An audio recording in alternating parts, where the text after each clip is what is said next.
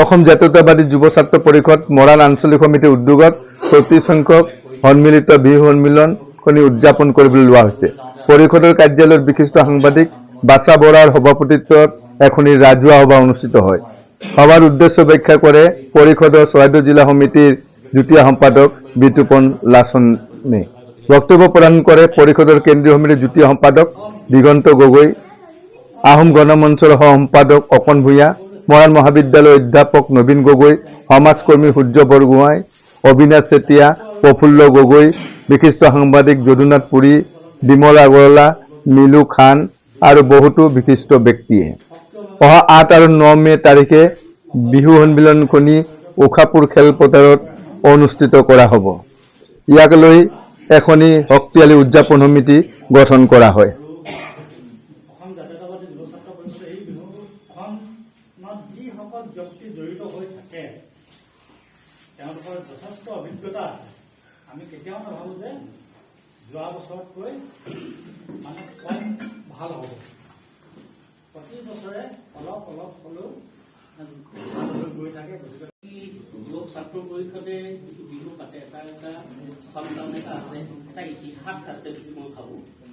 আৰু আমাৰ মৰাণৰ কিছুমান যি বিহু পুৰণি বিহু আছে তাৰ মাজত বিহু আছে ইয়াত আমি দেখিছোঁ। আৰু ক'বলগীয়া এটা আছে যিখিনি এডভাইজাৰ্ছ বা বিষয়ববী আছে তেখেতৰ এটা দায়িত্ব আছে যে নতুন প্ৰজন্মৰ যিখিনি আমাৰ লগত এই বিহুৰ লগত জড়িত হৈছে তেখেতসকলে এই ইতিহাসখিনি জানিব লাগে।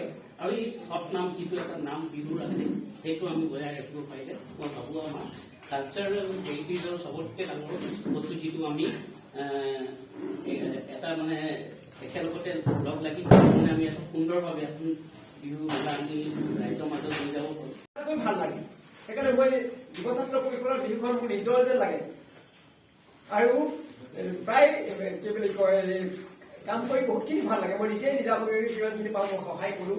সেইকাৰণে ভাবিছোঁ এইবাৰো যুৱ ছাত্ৰ পৰিষদে আঞ্চলিকে যিখন বিহু পাতিব ৩৪ সংখ্যক সেইখন নিশ্চয় অতি সুন্দৰ হ'ব।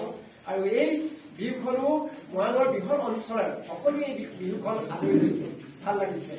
আৰু দেখোঁ ইয়াৰ কাৰ্যসূচীবিলাক খুব সুন্দৰকৈ যথেষ্ট সংখ্যক বিহুকৰ্মী ৰাইজে বিহু চাবলৈ আহে।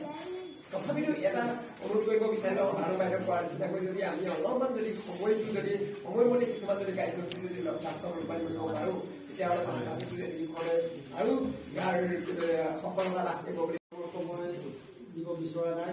সকলো সময়তে আমি যুৱ ছাত্ৰ পৰিষদৰ কৰ্মকৰ্তাসকলৰ লগত নিজৰ লগত ওতঃপ্ৰোতভাৱে জড়িত হৈ থাকোঁ। আজি সমিতিখন গঠন হওক, মোৰ যিটো প্ৰেম প্ৰস্তুত তাৰ পৰৱৰ্তী পৰ্যায়ত আমি দৈনিক আমি আলাপ আলোচনা কৰি সমিতিখনৰ কাম কাজবিলাক আগবঢ়াই লৈ যোৱাৰ ক্ষেত্ৰত আমি